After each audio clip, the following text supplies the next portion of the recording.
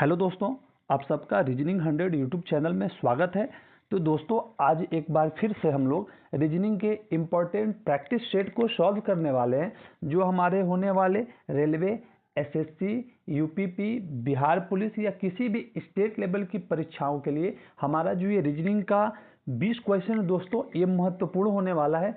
तो चलिए शुरू करते हैं बिना देरी किए हुए। और आपसे रिक्वेस्ट है कि अगर आपने हमारे चैनल को सब्सक्राइब नहीं किया है तो प्लीज़ सब्सक्राइब कर लीजिए। और एक रिक्वेस्ट और करूंगा कि वीडियो को प्लीज़ और प्लीज़ पूरा जरूर देखिएगा।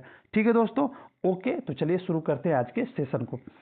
देखिए, आज का पहला क्वेश्चन है कि उस विकल्प का चयन कीजिए जिसमें दिए गए शब्दों के बीच वही संबंध है जो नीचे दिए गए शब्द युग्म के बीच में है। ओके, अब यहाँ पे समझो आप, जिस प्रकार लेखक का संबंध बताया गया है कलम से, उसी प्रकार जो 4 ऑप्शन दिए गए हैं उसमें हमको फाइंड आउट करना है।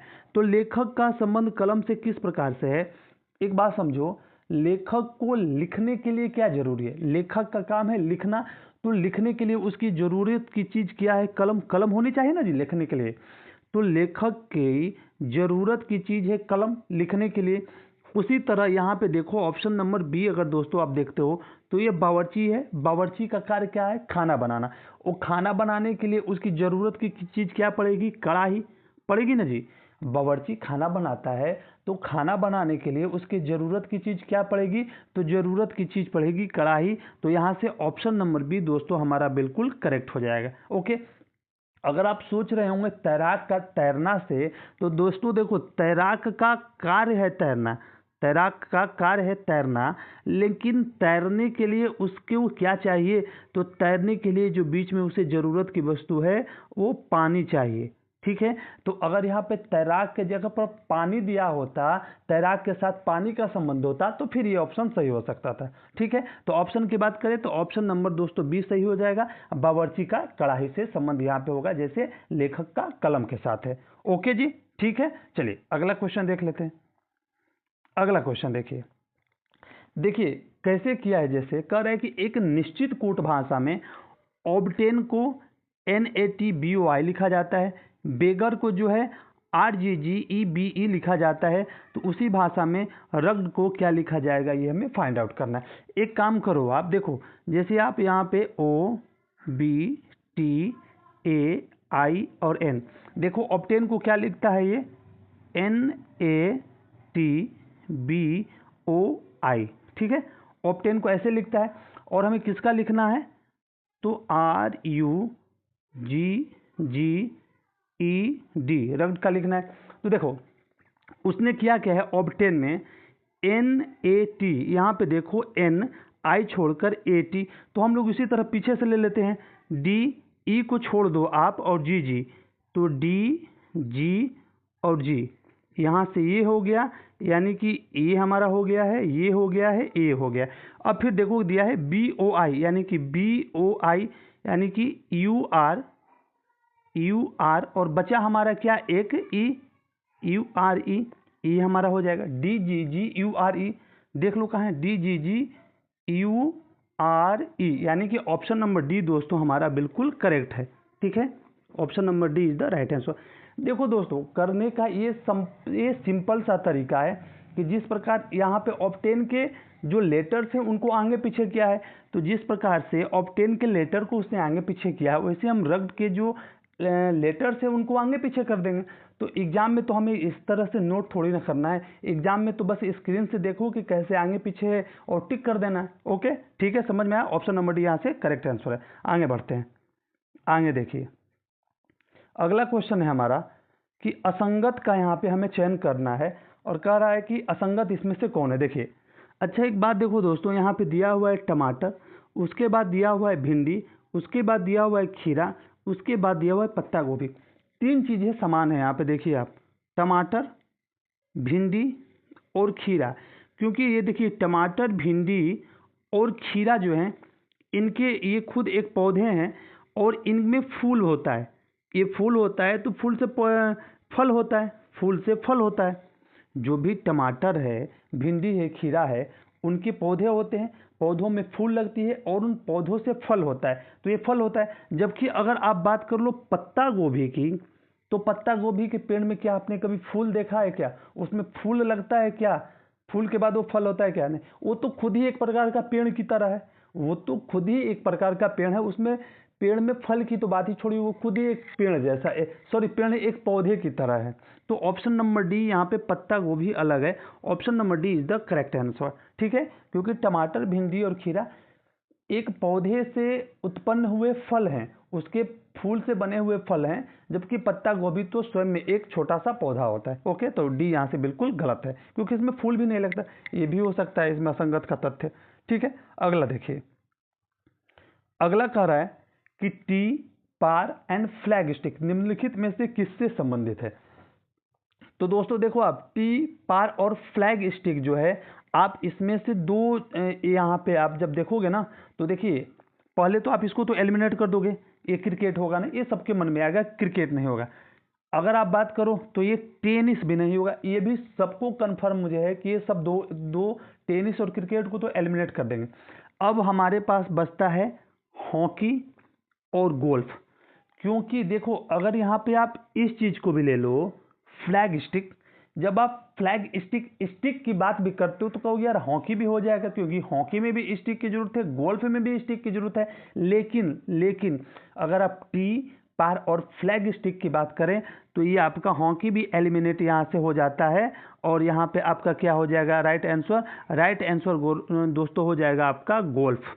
गोल्फ जो है राइट आंसर हो जाएगा, क्योंकि गोल्फ में टी, पार और फ्लैग स्टिक जैसे शब्दों का जो है वो यूज किया जाता है। ओके, ठीक है, चलिए अगला और नेक्स्ट क्वेश्चन देखते हैं।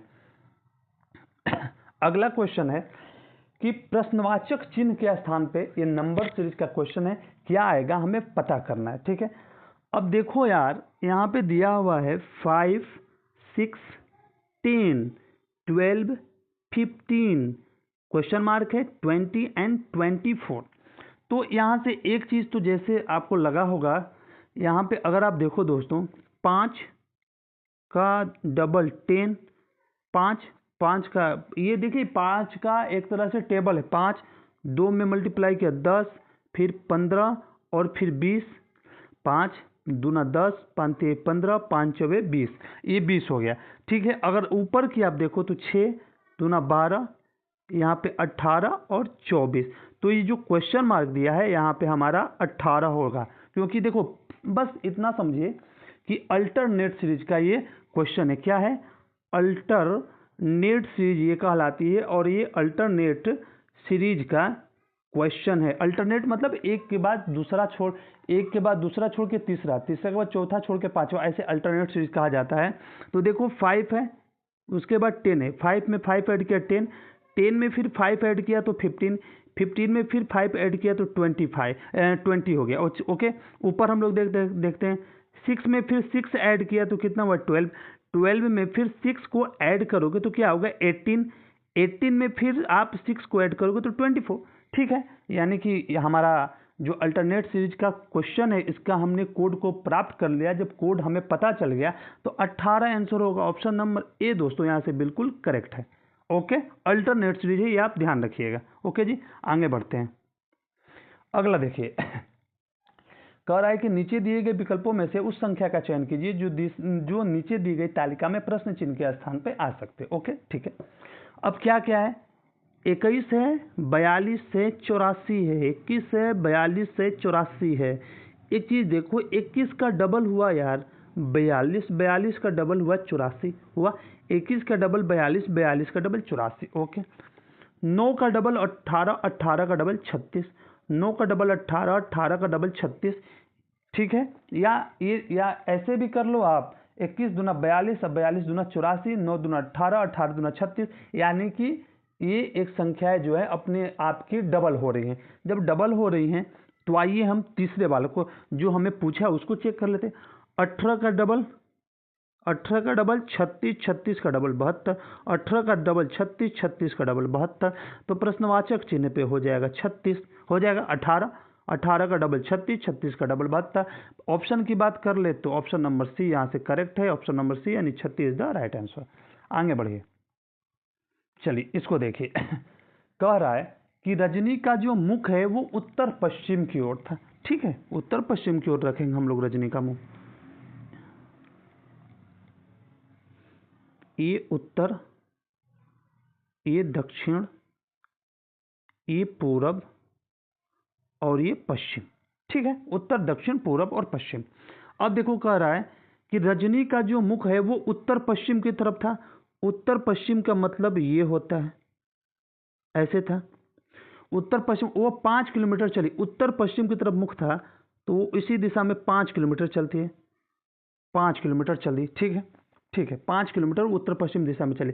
फिर वो बाएं मुड़ गई। बाएं की बात करोगे आप तो बाएं का मतलब कि किधर, ये नीचे की तरफ मुड़ेगी और 3 मीटर चलती है। बाएं मुड़ा दो, नीचे की तरफ उसे गिराओ, ऐसे बाएं मुड़ाया आपने और उसे 3 मीटर हमने चला दिया। ये 5 मीटर और ये 3 मीटर। थोड़ा सा और आगे बढ़ा लेते हैं, अच्छा रहेगा। चलो, ये हो गया। रजनी जो है वो बाएं की तरफ मुड़ी और 3 मीटर चली। उसके बाद वह दाएं मुड़ी और 8 मीटर चल के रुक गई। अब फिर वो दाएं मुड़ती है और 8 मीटर चलती है, ऐसे दाएं मुड़ी ऐसे और वो 8 मीटर चलती है। ठीक है, और रुक गई। अब उसका मुख किस दिशा में हो, समझिए। रजनी का मुख जो था जब वहां पे खड़ी थी प्रारंभ में तो उत्तर पश्चिम की ओर था, तो वो अपने मुख की दिशा में 5 मीटर चलती है। फिर वो अपने बाएं मुड़ती है और 3 मीटर चलती है, और उसके बाद फिर वो अपने दाएं मुड़ती है और 8 मीटर चलकर रुक जाती है। तो प्रश्न में पूछ रहा है कि अब उसका मुख किस दिशा में है। तो भाई अभी भी तो उत्तर पश्चिम में ही है, जिस दिशा की तरफ मुंह करके चली थी उसी दिशा में फिर आ गई। ठीक है, ठीक है, यानी उत्तर पश्चिम हमारा राइट आंसर हो जाएगा। Option number B is the right answer, उत्तर पश्चिम। ठीक है दोस्तों, अच्छा है, चलिए आगे बढ़ते हैं। अच्छा है, तो अगला क्वेश्चन समझिए। एक महिला की ओर इशारा करते हुए रमन ने कहा, क्या कहा कि उसके इकलौते भाई का पुत्र। रमन ने क्या कहा कि जो महिला है, महिला का कोई इकलौता भाई है। भाई के लिए हम लोग ये ऐसा डायग्राम यूज कर लेते हैं और यहाँ पे लिख देते हैं ब्रदर। महिला के इकलौते, रमन ने कहा कि उसके यानी कि महिला के इकलौते भाई का पुत्र, महिला की इकलौता भाई है और इसका पुत्र है, इसका जो है सन है, इकलौते भाई का पुत्र। ये एस जो है वो पुत्र को डिनोट कर रहा है, पुत्र। मेरी पत्नी का भाई है, जो पुत्र है उसकी पत्नी का भाई है। भाई के लिए हम लोगों ने लिखा क्या, भाई के लिए साइन यूज किया डबल का। ये जो है वो किसकी पत्नी का, रमन है, ये रमन है, ये रमन है, ये रमन की वाइफ हो गई। हम लोगों ने डब्लू से इसको डिनोट कर दिया और ये साइन हस्बैंड वाइफ के लिए है। देखिए अब समझ लीजिए, ये रमन हो गया, ये रमन की वाइफ हो गई। जब रमन की वाइफ हो गई तो ये जो डबल साइन है वो भाई बहन के लिए, किसके लिए है, डबल साइन जो है वो भाई बहन के लिए है। ठीक है, भाई बहन के लिए है। तो ये रमन हो गया, ये उसकी वाइफ हो गई। वाइफ का भाई हो गया ये वाला हिस्सा, वाइफ का भाई हो गया। तो अब यहाँ पे, और ये इसका पिता हो गया बी, एस का पिता हो गया बी, और ये इसकी ये जो डबल वाला हिस्सा हम लोग बताया कि ये इसकी महिला जो है इसकी बहन हो जाएगी। ठीक है, तो अब देखिए क्या कह रहा है कि उस महिला का रमन से क्या संबंध है। एक सीधी सी बात हुई कि एस और डब्लू दोनों क्या हैं, आपस में भाई बहन हैं। तो जब एस और डब्लू दोनों भाई बहन हैं तो एस और डब्लू के फादर कौन हो गए, एस और डब्लू के फादर हो गए बी। तो एस और डब्लू के जब फादर बी हैं तो आर के क्या लगेंगे, आर के ये लगेंगे ससुर, लगेगा ना, आर के ससुर हो जाएंगे बी। तो पूछ क्या रहा है कि उस महिला का रमन से क्या संबंध है। तो रमन के पत्नी के पिता की बहन है, सीधी से रमन के पत्नी के पिता की ये बहन है महिला, यानी ऑप्शन नंबर यहाँ पे यूज कर लो आप, option number A is the right answer. ठीक है, चलिए अगला क्वेश्चन देखिए। नेक्स्ट क्वेश्चन है कि यदि एल से अभिप्राय, ठीक है, चलिए अब बस हमें यहाँ पे कुछ नहीं करना है, 2 है। आप जो साइन है उसको रखिए। एन का अर्थ क्या है, एन का अर्थ है गुणा। अब 4, एल का अर्थ देख लो, एल से अभिप्राय है प्लस, फिर है 2 21 है, फिर पी से मतलब क्या है, पी से मतलब है भागा 3, और एम से अभिप्राय -6। कुछ नहीं करना है, जो एन एल एम पी दिया है उसकी जगह पे जो प्लस माइनस का साइन है वो पुट कर देना है।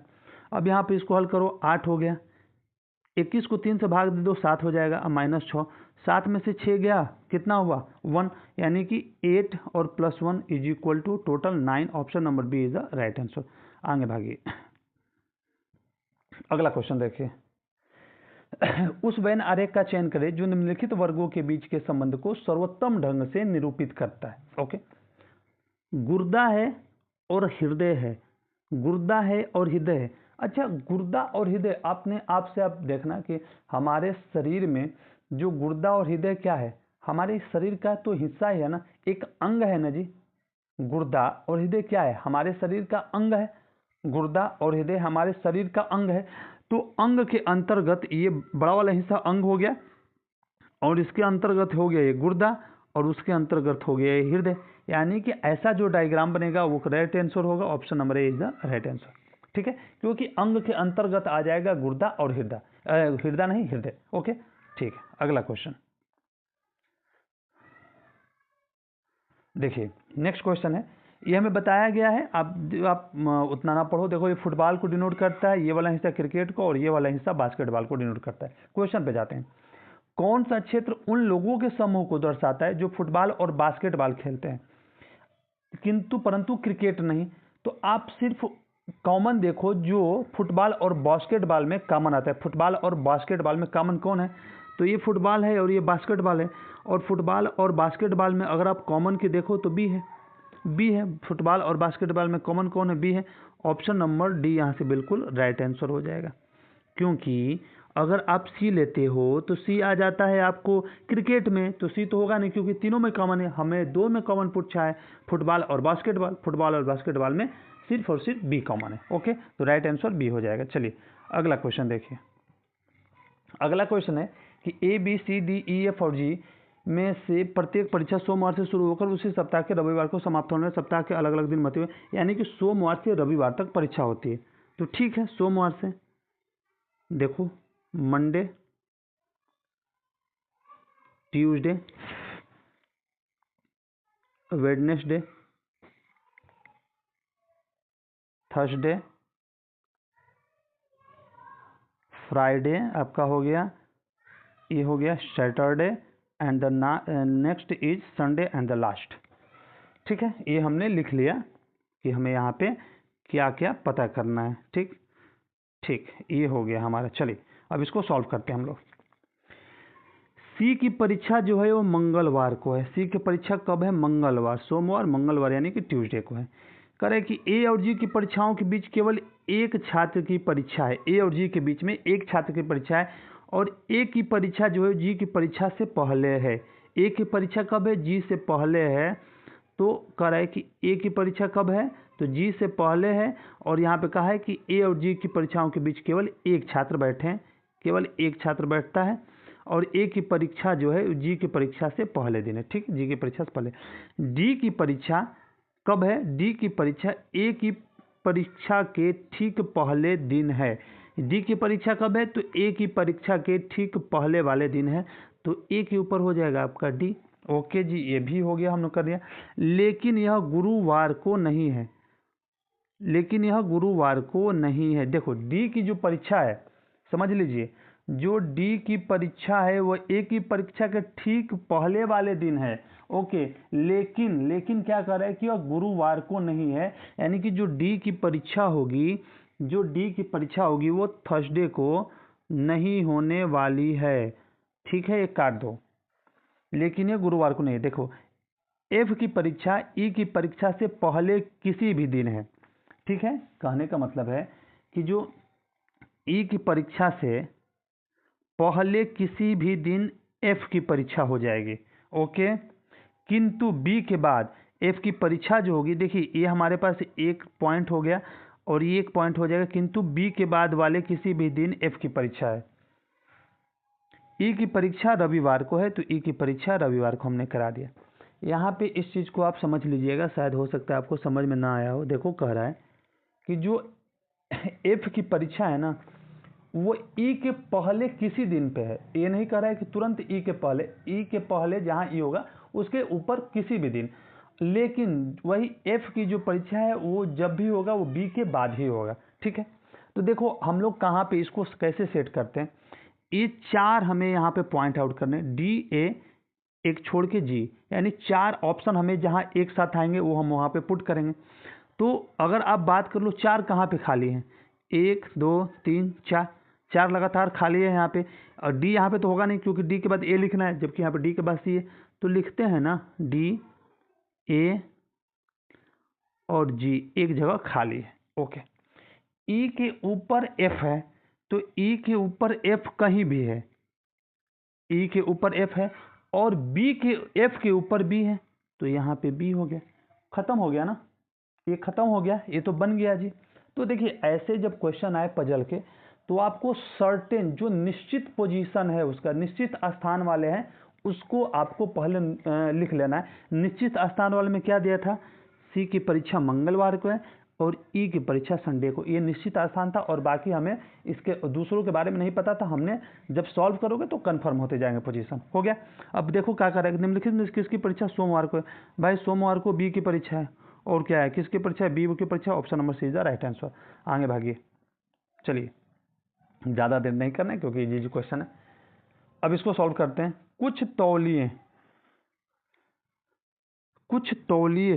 तौलिए साबुन हैं। अच्छा जी, कुछ तौलिए जो हैं क्या हैं वो, कुछ तौलिए जो है वो साबुन है, ठीक है। कुछ तौलिए साबुन है, सभी साबुन जो है वो शैम्पू हैं, सभी साबुन जो है वो शैम्पू हैं, और सभी शैम्पू जो हैं वो क्या हैं, वो ब्रश हैं। समझ गए। देखिए कुछ तौलिए जो हैं वो साबुन है, SAB साबुन हो गए, सभी साबुन जो है वो SM शैम्पू हैं, और सभी शैम्पू जो है वो ब्रश है। ये आपका डायग्राम बन के तैयार है। ओके, बस अब हो गया, आपके हल कर लिए हम लोग। सभी साबुन ब्रश हैं, देखो ये सभी साबुन जो है वो ब्रश है, बिल्कुल जी, सभी साबुन जो है ब्रश है, ऑप्शन नंबर ए बिल्कुल करेक्ट है। एक चीज़ याद रखिएगा, जब भी आप ऐसे स्टेटमेंट में डायग्राम में नीचे से ऊपर जाते हो, नीचे से ऊपर जाना हो, साबुन नीचे है ब्रश ऊपर है, तो एक तो सभी और साथ साथ इसके कुछ, दोनों वाले जो स्टेटमेंट है वो सही होते हैं। यहाँ पे जब दिया है कि सभी साबुन ब्रश हैं तो ये सही, अगर दिया होता है कि कुछ साबुन ब्रश हैं तो भी सही होता है। अब दूसरा देखिए, कुछ ब्रश जो है वो शैम्पू हैं, ब्रश यहाँ पे है, शैम्पू उसके नीचे है, तो जब डायग्राम में हम ऊपर से नीचे की तरफ आते हैं तो दोस्तों सिर्फ और सिर्फ कुछ वाला ही स्टेटमेंट सही होता है। तो यहाँ पे कुछ ब्रश शैम्पू हैं, बिल्कुल जी। अगर यहाँ पे यही कहा होता कि सभी ब्रश शैम्पू हैं तो ये गलत हो जाता है। दोनों हमारे निष्कर्ष सही हैं, और ऑप्शन की बात कर लो तो सी निष्कर्ष 1 और 2 दोनों पालन करते हैं। ओके जी, ठीक है, पालन नहीं जी, पालन करते हैं। अगला देखिए, कथन और निष्कर्ष वाले क्वेश्चन देखते हैं। दोस्तों देखो यहाँ पे कथन दिया गया है और उसके 2 निष्कर्ष दिए गए हैं। अब उनके आधार पे हमें तय करना है कि कथन के अनुसार कौन से निष्कर्ष सही है, कौन सा निष्कर्ष गलत है। ठीक है, कथन है कि गर्भावस्था के 37 सप्ताह से पहले जीवित जन्म लेने वाले शिशुओं को प्री टर्म बेबी कहा जाता है। क्या कहा जाता है, प्री टर्म बेबी, जो 37 सप्ताह से पहले होते हैं। ठीक है, अब निष्कर्ष देखिए, कह रहे कि पहला निष्कर्ष, गर्भावस्था के 37 सप्ताह के पहले जन्म लेने वाले शिशुओं को अपनी मां के गर्भ के बाहर की दुनिया में उपयुक्त ढंग से अनुकूलित होने में समस्याएं होती है, और उन्हें कुछ दिनों से लेकर कई सप्ताह तक की अवधि के लिए नवजात गहन देखभाल इकाई में रखे जाने की आवश्यकता होती है। सिंपल वे में बताऊं तो कहने का मतलब है कि जो बच्चे प्री टर्म यानी कि 37 सप्ताह से पहले हो जाते हैं तो एक आम शब्द में कहा जाता है कि उसे शीशा में रखा गया है, तो वही बच्चे होते हैं जो पहले जन्म लेते हैं। ये बिल्कुल सही है जी, कथन को ये फॉलो कर रहा है।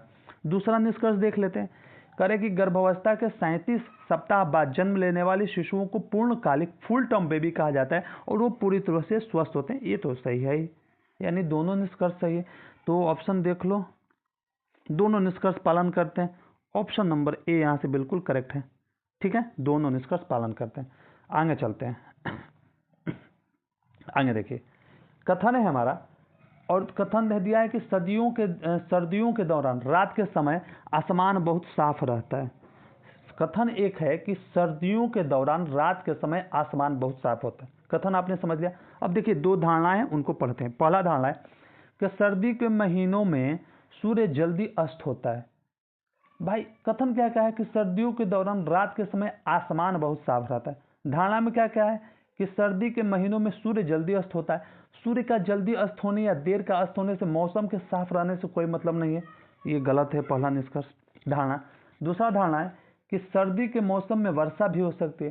यार सर्दी के मौसम क्या, वर्षा तो कभी भी हो सकती है, ये भी गलत है। यानी कि इस कथन का दोनों धारणाओं से कोई लेना देना नहीं, दोनों को गलती मारी। ऑप्शन नंबर सी, न तो धारणा 1 और न ही धारणा 2 निहित है। ठीक है, आगे भागते हैं।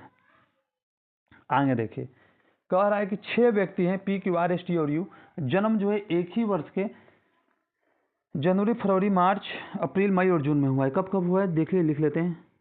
जनवरी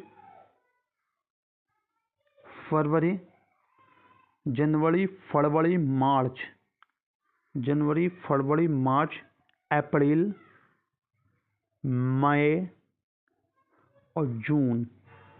अब आप लोग का जन्म कब का है थोड़ा सा कमेंट कीजिएगा, अगर आपने वीडियो देखा है यहाँ तक तो। चलिए ये हो गया। यू का जन्म कब हुआ है? यू का जो जन्म है दोस्तों क्या बताया है कि जो यू का जो जन्म है क्यू के जन्म के महीने के ठीक बाद वाले महीने में हुआ है। क्यू के जन्म के ठीक बाद वाले महीने में यू का जन्म हुआ, यानी कि क्यू के तुरंत बाद यू आ जाएगा। ओके, क्यू के तुरंत बाद यू आ जाएगा। आर का जन्म मई में हुआ है। देखिए ये सर्टेन पोजीशन है, निश्चित है कि आर का जन्म कब हुआ है, तो यहाँ पे आर हो जाएगा। आर का जन्म मई में, सॉरी आर का जन्म मई में हुआ है। हाँ ये तो मार्च में हो गया था। पी का जन्म जनवरी में नहीं हुआ है, यहाँ पे पी नहीं होगा। ओके जी। एस का जन्म अप्रैल में नहीं हुआ है, यहाँ पे एस नहीं होगा। ठीक है जी। पी और आर के जन्म के महीनों के बीच में केवल एक व्यक्ति का जन्म हुआ है। पी और आर के महीनों के बीच में केवल एक व्यक्ति का जन्म हुआ। अब देखो भाई ये मत कहना कि आर के नीचे पी होगा, आर के नीचे सिर्फ एक है जून, जबकि इनके बीच में एक का गैप चाहिए, तो आर के ऊपर ही जाएगा पी, तभी तो ये अप्रैल वाला हिस्सा गैप जाएगा। ठीक है, एक जन्म हुआ तो बस हो गया। अब इसको देखो हमारे पास और क्या है, हमारे पास एक है क्यू और यू जो कि एक दूसरे के डायरेक्ट ऊपर नीचे रखे जाएंगे। तो डायरेक्ट ऊपर नीचे वाले दो जगह खाली कहाँ पे हैं, यहीं पे तो है क्यू और इसके नीचे यू। ओके जी, ये हो गया। अब देखो जनवरी में पी नहीं हुआ, कोई मतलब नहीं, फर्क नहीं पड़ता, पी का तो हमारा काम हो ही गया। एक मिनट, ये पी होगा यार, मई मार्च वाला ना पी है, इसको आप आर ना समझो, ये पी है। क्या है? पी है, पी है, क्योंकि यहाँ पे आर तो हमने ऑलरेडी लिख लिया है, पी और आर के बीच में एक व्यक्तियों का गैप था। ठीक है, हाँ अब क्या है देखो, जनवरी में पी नहीं होगा, पी का काम हो गया हमारा। अप्रैल में एस नहीं होगा, तो एस को जून में बैठाओ, और बचता है टी, उसको अप्रैल में बैठाओ, बन गया ना जी। अब क्या, टी का जन्म किस महीने में हुआ? ओहो, टी का जन्म धूप वाले महीने में हुआ है, अप्रैल में हुआ है टी का जन्म। टी का जन्म जो है वो अप्रैल में हुआ है। Option number A is the right answer. चलिए हो गया, बहुत मजाक। अब जल्दी जल्दी करते हैं इसको, क्योंकि इसमें अब बचा नहीं है कुछ। कह रहे कि प्रश्न आकृति में दिए गए आकारों में कौन सी उत्तर आकृति जो है वो बन सकती है। यानी कि देखिए प्रश्न आकृति में 3 आकृतियां दी गई हैं, अब इनका तीनों आकृतियों का यूज करके उत्तर आकृति में कोई ऐसा दिख रहा है क्या जो तीनों का यूज करके बना हो? हाँ जी बिल्कुल दिख रहा है। देखिए अगर ये देखो ये वाला हिस्सा है क्या, ये वाला हिस्सा अगर आप चेक कर लो तो देखो ये है, इसमें ये मिल गया ये वाला हिस्सा। अच्छा चलो ये भी मिल गया। अब देखो, अब हमें ये वाला हिस्सा ढूंढना है, ये वाला हिस्सा भी आप ढूंढ लो यहाँ से। देखो ये वाला हिस्सा भी मिल गया न्यूक्लियर टाइप से। चलो ये वाला हिस्सा, और क्या बचता है आपका, ये वाला हिस्सा। तो यहाँ पे अगर आप देख लो तो ये वाला हिस्सा भी है, यानी कि तीनों मिल गए पहले में ही। ऑप्शन नंबर ए है दोस्तों, यहाँ से बिल्कुल सही है। ऑप्शन नंबर ए का ए। ठीक है, ओके जी। चलिए आगे बढ़िए। निम्नलिखित आकृति में कितने त्रिभुज है? कुछ नहीं करना, जितने देखो जैसे भी ऐसे आले में जितने दिए होंगे खांचे उन सबको नोट कर लो। जैसे इसमें 1 2 3 4 और उसको 2 से मल्टीप्लाई कर दो, 4 × 2 8। उसी तरह इसको काउंट करते हैं हम लोग, करते हैं जी। 1 2 3 4 5 6, 7 और 8। 8 को 2 से मल्टीप्लाई करो, कितना हो जा रहा है 16। तो दोस्तों इसमें कितने टोटल हैं, तो टोटल इसमें 16 ही हैं, सिर्फ और सिर्फ 16 ही है। Option number B is the right answer, इसमें 16 ही मिलेंगे आपको। ओके, चलिए अगला देखिए। उस विकल्प का चयन कीजिए जो दी गई आकृति x के जल प्रतिबिंब के समान है। अच्छा, ये x आकृति दी गई है ये वाली, और इसका जल प्रतिबिंब कौन सा होगा ये पता करना है। तो भाई एक चीज़ देखिए, x नीचे हो जाएगा लेकिन अपने ही साइड में, x नीचे हो जाएगा अपने ही साइड में, और जो ये ब्लैक से नीचे वृत्त में आधा नीचे भरा है वो आधा ऊपर भरा वाला हो जाएगा। तो देखो ये वाला तो ख़त्म, क्योंकि ऊपर भरा वाला चाहिए हमें, तो तीनों में ऊपर भरे हुए हैं, ठीक है। अब जो गुणा वाला निशान है नीचे उसी साइड में चाहिए, ये भी नहीं होगा। अब गुणा वाले निशान देखो 3 और 4 बचते हैं उसी साइड में है, लेकिन ये जो जब जल प्रतिबिंब में ऐसे है तो ये उल्टेगा, सॉरी, जल प्रतिबिंब में जब ये ऐसे दिया हुआ है तो जब ये उल्टेगा तो कैसे आएगा, जब ये उल्टेगा तो ये ऐसे आप उसको उलाटते हो, ऐसे उलाट देते हो तो कैसे हो जाएगा, उस साइड का तो होगा नहीं, ये अपोजिट हो जाएगा ऐसे। तो तीसरा ऐसा सही है, ठीक है।